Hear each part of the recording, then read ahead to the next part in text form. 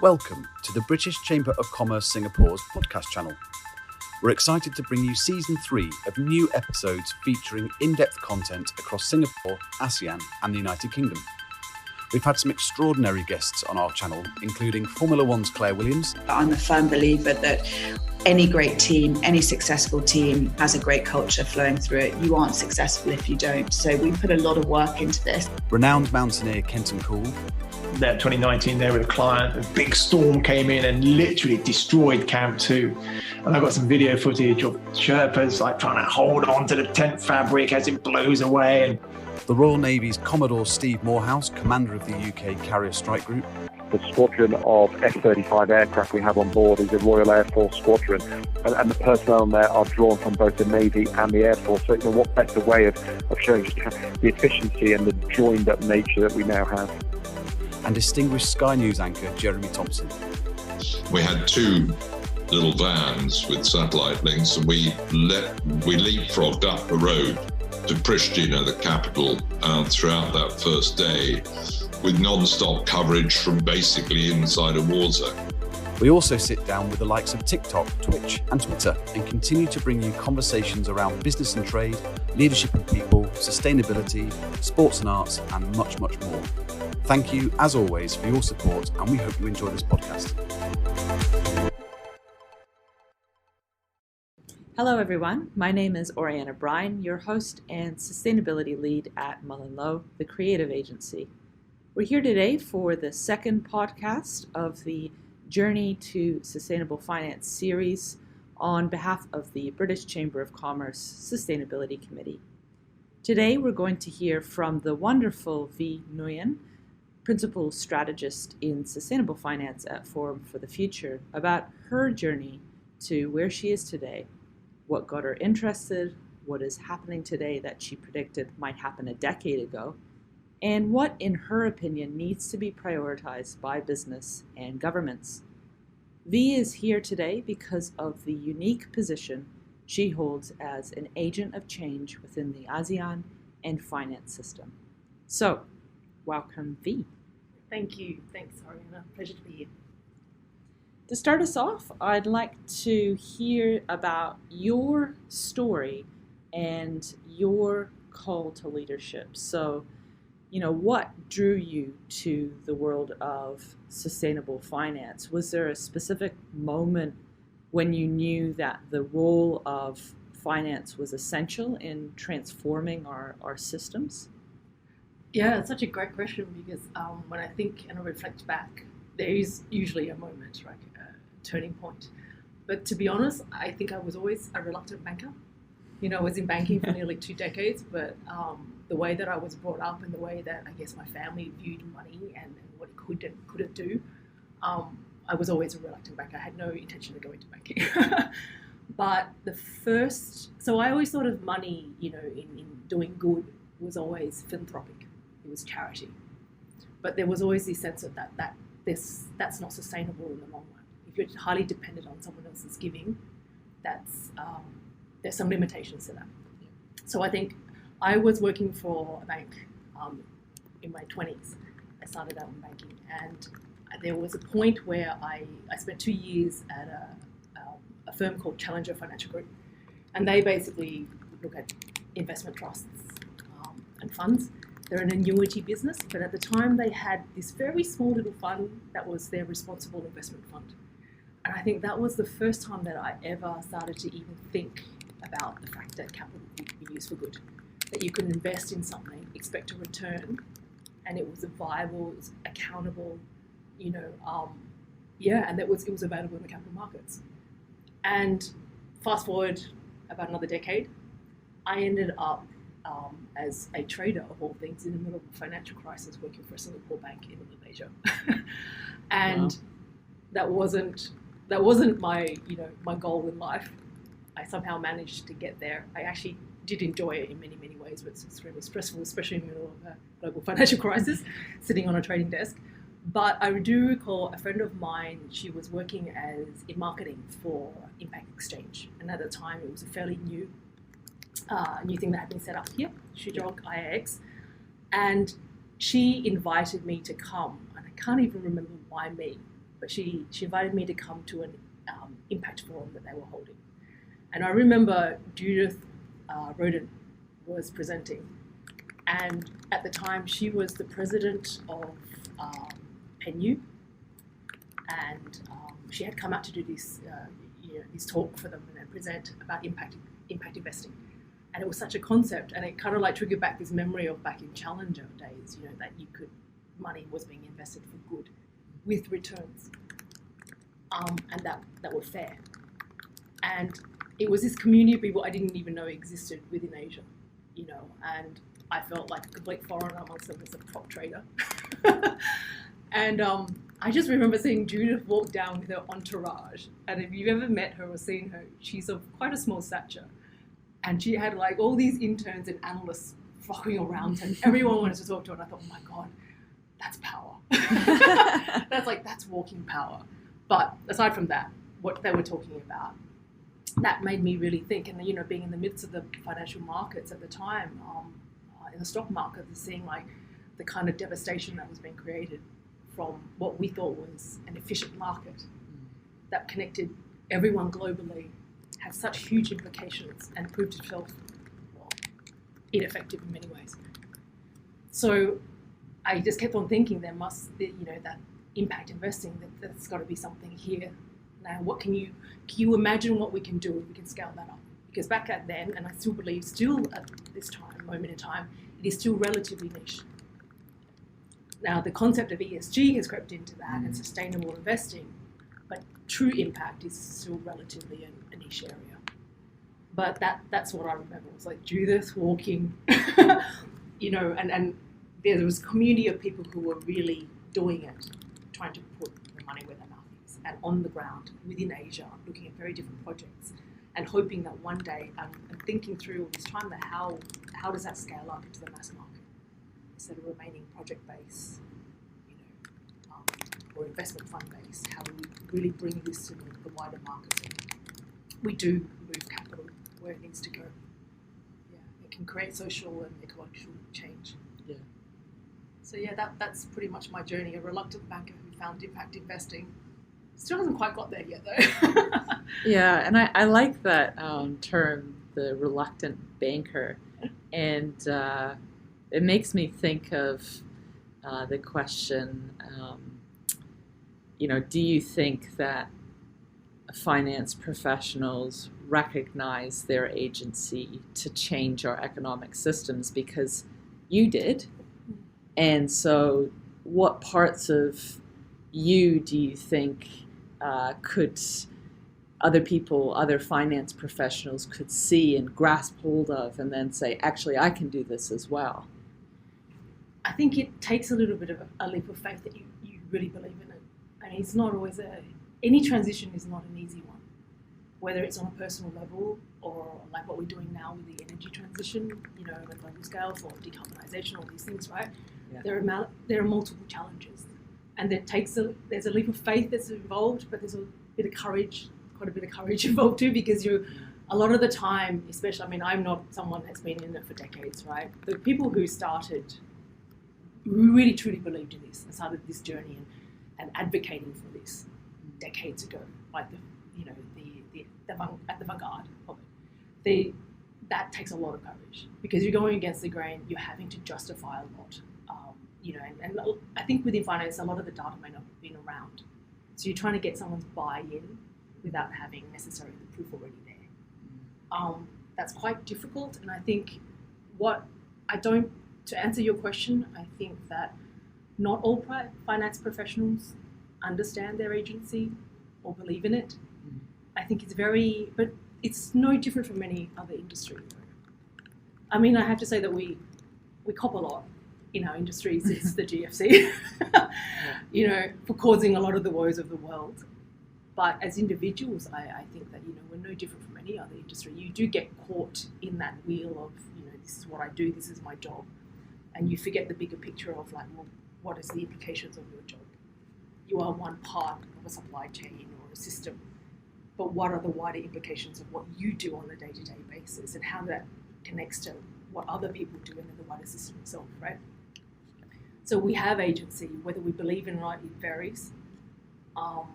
I think that we should support, though, a lot of the financial professionals, to cultivate the capability, the capacity within the industry to address a lot of these issues, and for them not to have to feel that, you're fighting two battles. One within your own industry, that why do you believe in this, and to justify it, and then one outside of your industry to make us, other people realize that we're not all bad. We do. I mean, there's such intelligence, and capability within the industry. Definitely. I mean, if we could financially engineer products that structurally changed the world in a negative way, surely we could also put it to good use, right? Yeah. And I think that, I think the industry, it needs to accept its own agency. Yeah, I like that. I like that sort of the positive stance that you have. Reminds me also of finding those entrepreneurs Yes. within businesses who really want to create that change within their company. An organization that I was introduced to a couple of years ago is the Finance Innovation Lab, who works with entrepreneurs. And I think, it's an area that, we need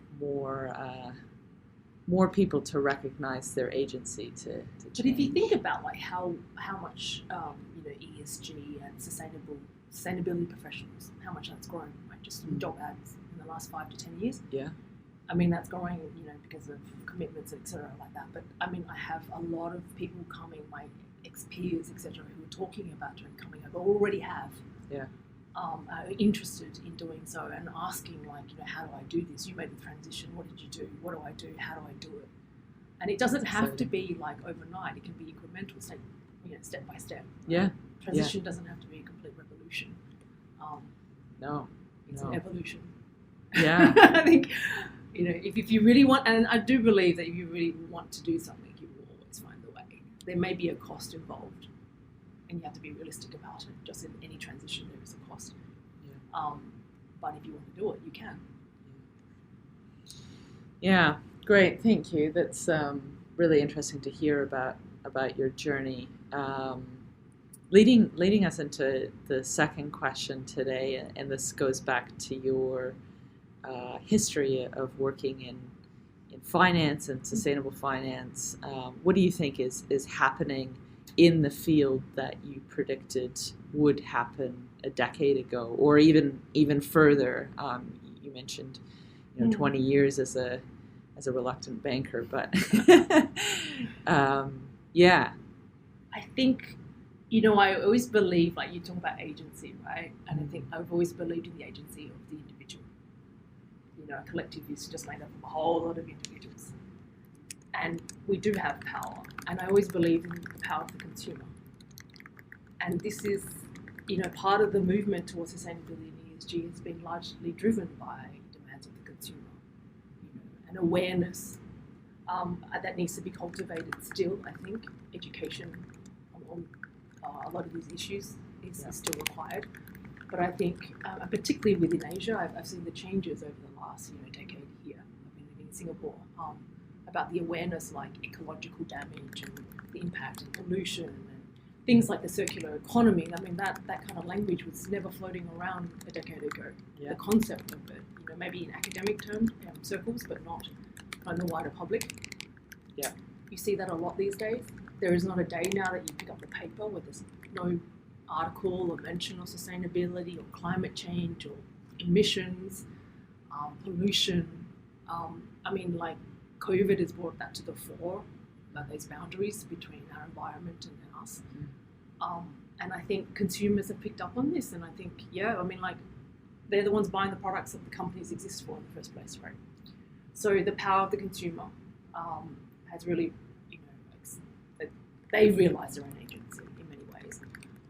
One thing that has surprised me, though, I think back in maybe it's my generation, the X-Gen, but there was a level of complacency, and apathy about what can we do as an individual. I think I do remember a lot of that, university when I first started working, that it was like, let the system kind of take care of it. And what's really been wonderfully motivating for me is seeing the younger generation come up and they're taking that into their own hands and they're going, no, we want to make the change. We will go out, and they're not afraid. Like this wonderful courage, just to say it as it is and take charge of their own future because they're going to inherit this earth, and they're not waiting. They have the sense of urgency. They feel very emotionally connected to it. That's been surprising, I have to say. I wasn't ready for that. But I always believed that, in finance, there was always going to be, it was the growing idea and the proliferation of the idea of capital for good. It was just a matter of when. So, a lot of us waited for that for a really long time, and then it just kind of like there was a tipping point, and it just, the momentum picked up, and it's really come on. Now it's been, I think, revised and questioned as it should. It was never going to be a smooth road. It was always going to be quite bumpy. And I think a lot of us, if you've watched it, you expect it. I mean, like climate change, the conversations around that, the first recognition of it as an issue has been around for a very long time. Yeah. It's nothing new. No. But the road together is like, it has to evolve in itself. Yes. But what I question is like the sense of urgency within the industry, the wider public, about how fast it needs to move. That's all. But it was always going to be a difficult and bumpy road. We're not, as human beings, we're not really rational. If you watch the markets, you will see that. Greenspan, I think it was like in the 90s, coined the term irrational exuberance in reaction to the markets. That's already we're irrational. There's lots of theories out there. Behavioral economics points to a lot that we think we're rational, but we are actually quite biased in our decision making. Yeah. And we are very much focused on the short term versus the long term. Yeah. And I mean, talking about the power of the consumer and this,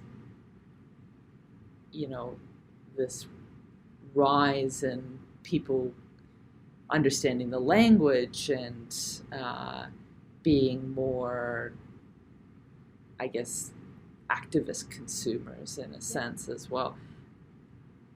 That's taken a long time to get here, though. I mean, if Silent Spring was written in the 1960s, and it's just taken us to now to have the concepts like circular economy be forefront in our minds. What do you think is this next sort of shift that needs to happen to really get us? People are talking about it. We now need to act. How do we get to that action we need to see? The targets, the goals. Yeah, it's interesting. Like we respond to two levers, I think. One is like the carrot, and the other one's the stick. It's either you put the fear of God into us, and then we move, or you give us something that is opportunistic, and we will make something of it. And we need both. You can't wait to present all opportunities to people and then put faith in that they will move towards that. There is some kind of, and this is where regulators and governments come in, right? You need to push them a little bit, put them in a little bit of a corner, make them a little bit uncomfortable. A little bit of fear. Always at least a little bit of fear. But I mean, ideally, what is really sustainable, truly in the long term, is to say that it's good for them, right? The carrot, I think, is always going to be better in sense of like longevity and making that really sustainable, the action is sustainable.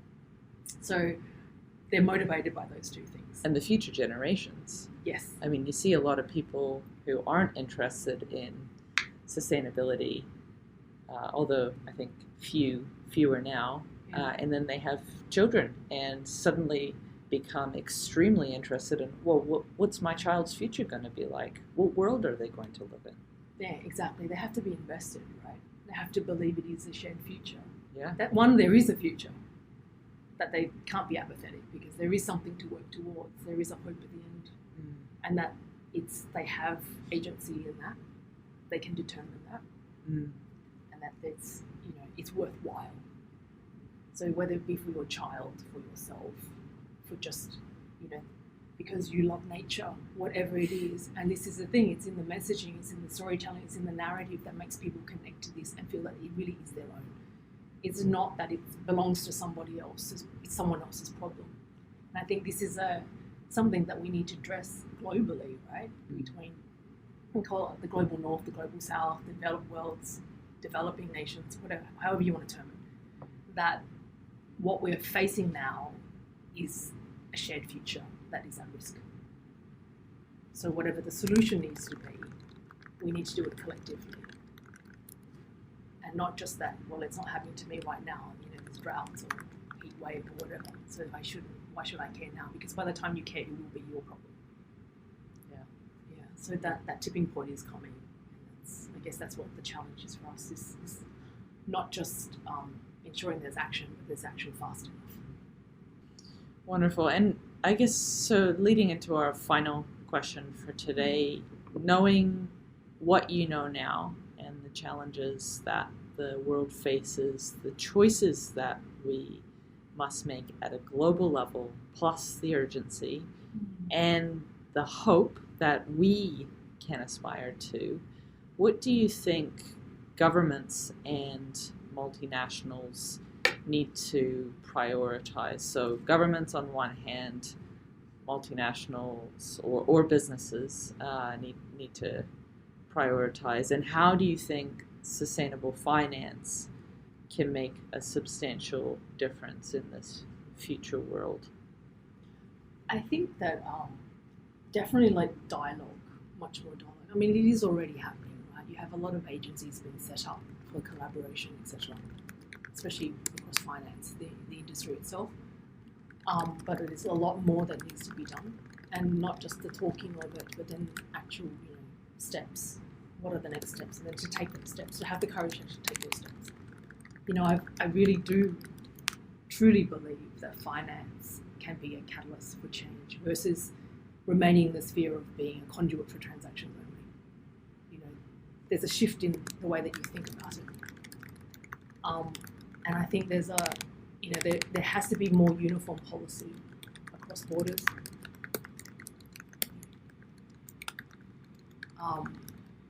Coordination on policy, on taxonomy, and all these things, it is being done. Is not saying it's not being done, but it needs to be faster. And I think within an Asia context, because this is where we are, that a lot of this, and this is what we talk a lot about at Forum, is a just transition. And that means you have to contextualize your solutions within the context of individual countries and the issues that they face.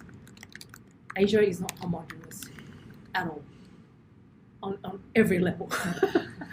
So why would you think there's a one solution that fits all kind of thing, right? So we have to put it into context, because there's a lot of people who are at risk of being left behind in these transitions. And if you're not, you look at the goal, why are we transitioning in the first place? If you're not doing it for people, who are you doing it for? So I think that, there's many, many challenges within Asia. Whatever solutions, whether they be cross-border or otherwise, they have to be contextualized within those specific countries to address specific problems. They have, and to break it down to actual actionable steps that are realistic. Here's the other thing. Everyone out there, multinationals and governments, and having the NDCs and all these commitments that they put out there, right? But are they realistic? I'm not sure. For some countries, they are, and they're just not doing anything. In others, I think it's not really plausible. So therefore, there's a certain level of accepting the reality, I think, that we need to get to. And a lot of that, for a lot of countries, if you talk about energy transition, it's a lot, and decarbonisation, which is the biggest focus right now for much of the world. It's about, you won't talk about adaptation very much. We're trying to mitigate, and we should continue on that path. But there's another thing that no one wants to talk about, which is, adapt. This new future, this new reality that we're walking into. What are the consequences for many people, and how do we help them to live within in a just way, an equitable way? Yeah, on multinationals, I think on the large part, they're moving in the right direction. I think it depends, different regions, different countries, and multinationals are probably a bit further ahead because they've had to be. They've been pressured into it in many ways because they work across many jurisdictions. Well, yeah, that's what I was going to say. I mean, you spoke about uniform policy across borders and coordination. Multinationals have almost had to really do that, and they could be a test case, really. Yeah, I mean, they can be really effective, right? They've laid the groundwork and the infrastructure to be able to work across these multiple regions and countries. And the private sector typically moves a lot faster than the public sector. Yeah. So I think, in general, the desire to go down this path is there, but there's still a lot of kind of sidestepping and not wanting to. There's one thing that no one also want to accept is that there's a cost. There's always going to be a cost. Yeah. Any change, there is always a cost. Someone has to bear the cost. This is where we're at. It's the question of who bears the cost. Yeah. We all do have to at some point, to some degree. Yeah. And that's the debate out there. Is it the financial intermediaries? Is it government? Is it the consumer? Is it the companies? But it's just something we have to figure out, right? Yeah, yeah. But no, I absolutely do believe that multinationals also have a role. There's a lot of collaboration there, and a lot of engagement is still required by them with like civil society, academia, and working within government as well, and with each other within the industry. And I think from a lot of our work, we've come to understand that a lot of industry, the fear is not the actual transactional cost of transitioning. It's the fear that your competitor is going to get ahead somehow and you bear the cost. Yeah. But if everybody, it's made very clear that everybody moves together, it's a cost to everyone, you reduce that fear within sectors and within industries, right? So you remove some of the resistance. Those kind of things need to be addressed, the little nuances of how to get there, the steps that we need to take. Who's going to hold people accountable? Regulators and government, I think, at the end of the day, and the consumer. You still, back to that consumer. Going back to that point. Yeah. We still don't have to, we choose where we put our dollar, where our spending, where our money, especially in this time when we're going into economic contraction and there's less of it, there's going to be less money flow. We still have that. So yeah, absolutely. Companies exist to fill a gap. There was an opportunity. Yeah, great insights. Thank you. I think, the fact that business is dynamic and flexible is they can often act a lot faster than government can, but government and regulators are ultimately going to hold people accountable. So, and that's the thing. We as individuals also vote for those governments, right? Great. I mean, really excellent insights today. Anything else, wrapping up that you want to mention? Perhaps some work from Forum or on the just transition, or anything about your personal journey that. How far do you want to go back? No, I think that on a positive note, I really do believe the world is moving in the right direction. I think there's a lot more dialogue than people give credit to that's happening in the background. I think we face, it's not an easy problem, it's quite a complex. It's easy in one sense. We know where we need to go. Yeah. Right? Hopefully everyone has bought into that. Not easy in the sense that then if you break it down for each industry, countries, there are multiple levels of issues that need to be addressed. Yeah. But there is hope because I do believe a lot of them are being addressed. There is a lot of innovation, a lot of thinking around this, particularly in finance, innovative finance, that is coming through to try to solve a lot of these problems. But as all things in all transitions, a lot of the time we start with a legacy system or mindset, way of thinking, Yeah. Because, and we're coming into uncharted territory now where we're like, it's unpredictable. And what we need is, you know, to create models and systems that are dynamic, that are responsive, no matter what comes. That's really quite tricky, right? But I mean, definitely there's the smarts are out there, especially within finance, for sure. Yeah. We have the capability, we need to build the capacity. We had to also, like, you know, if you talk about the financial industry, I think we need more professionals coming across in that. It's happening, but I think, you know, we need people who are well versed in this from both sides, the sustainability side and also the financial, so that they can help to apply it. Yeah. And that is happening. It's growing. I think it's only one way, hopefully. Yeah. So I'm quite positive. I think it's heading in the right direction. It's just a matter of time and getting that sense of urgency, because time is of the essence. We don't have the luxury of it. That's the only thing. Yeah.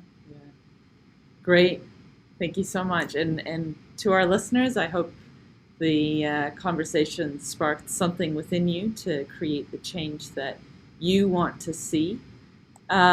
Please join us for our next podcast in November, where I'll be talking to Eric Lim, who has a fascinating story about his journey from training as an accountant many years ago to now becoming the Chief Sustainability Officer at UOB. Thank you very much. Thank you for tuning into this episode of the British Chambers podcast. Before you go, don't forget to subscribe, and why not leave us a rating and review on Spotify, Apple, Google, and the other podcast platforms. For more information, please visit our website at www.britcham.org.sg and tune in next time for a brand new episode.